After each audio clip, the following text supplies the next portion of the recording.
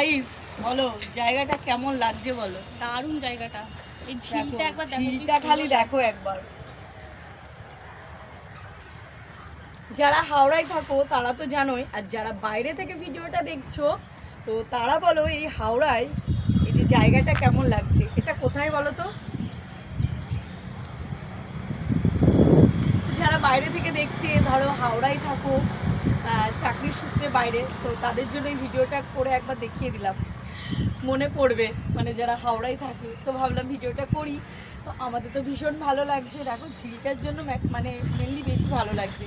আর বনিকে নিয়ে এসেছি, সকাল সকাল ঘুম থেকে উঠে এখানে চলে আসবে, তো দেখো দারুণ লাগবে। আর আমার না মনে হচ্ছে জলটা দেখে না একটু সাঁতার কাটি। একজন সাঁতার কাটছে, তো আমারও মনে হচ্ছে দেখে সাঁতার কাটি। আর আমি সাঁতার কাটতে ভীষণ ভালোবাসি, মনে হচ্ছে সাঁতার কাটি, জলটা একটু ভালো লাগছে।